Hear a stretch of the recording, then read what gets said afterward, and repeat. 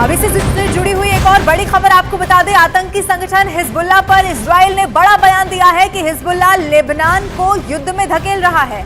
Israel की सेना ने अपने बयान में कहा है कि इजराइल की सेना ने हिजबुल्लाह के कई ठिकानों पर हमले किए हैं और हमले टैंक और ड्रोन का भी इसमें इस्तेमाल किया गया। इजराइल का कहना यह है कि हिजबुल्लाह बहुत खतरनाक खेल इस वक्त खेल रहा है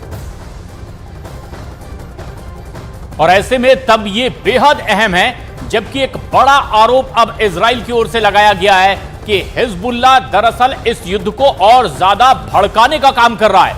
ऐसे में जबकि गाजा की तरफ से हमास के आतंकी लगातार इजराइल पर हमला कर रहे थे और इजराइल उसे जवाब दे रहा था, लेकिन अब हिजबुल्लाह के हमले ये साबित कर रहे हैं कि इजराइल अब उनसे भी मुकाबला करे और इसीलिए इजराइल ने बड़ा आरोप अब हिजबुल्लाह पर लगाया। सऊदी अरब और यूएई की सेनाओं का सीधा मुकाबला हूती विद्रोहियों से है। हूती 1980 के दशक से एक्टिव है, सैकड़ों मार चुके हैं, हूती विद्रोहियों की जान भी जा चुकी है।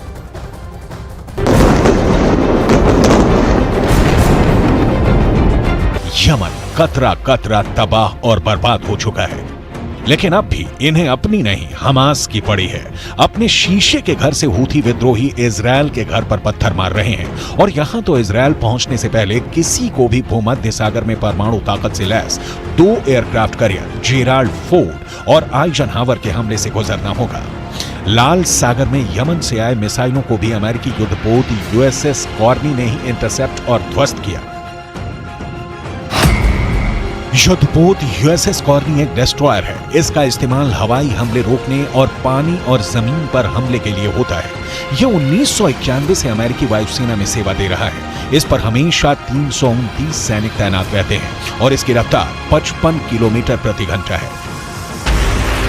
इजरायल युद्ध में समर्थन और विरोध की तस्वीरें पल पल बदल रही हैं। नया समीकरण दिख रहा है कि हूथी विद्रोहियों के हमास के समर्थन में उतरने के बाद शायद संयुक्त अरब अमीरात और सऊदी अरब इजरायल के खिलाफ खुलकर उतरने से इनकार कर दें। ऐसे में ईरान का यह दावा कि अरब देश एक होकर इजरायल के खिलाफ लड़ेंगे, दावा ही रह जाएगा। खाड़ी में सऊदी अरब और संयुक्त अरब अमीरात दोनों शक्ति हैं। हूथी के नाम पर ये दोनों देश ईरान को कतई समर्थन नहीं देने वाले, लेकिन ईरान को पुतिन और शी जिनपिंग से भी उम्मीदें हैं।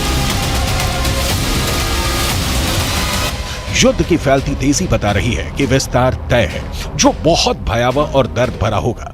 ईरान के मैदान में आने से अभी तक डिफेंसिव मोड में रहे अमेरिका को आक्रामक होना होगा और फिर गाजा ही नहीं, धमाके ईरान की राजधानी तेहरान में भी होंगे, धमाके लेबनान में भी होंगे, क्योंकि हूथी, हिजबुल्लाह और हमास एक साथ खड़े हैं और इनसे निपटने के लिए इजरायल डिफेंस फोर्स ने भी धावा बोल दिया है।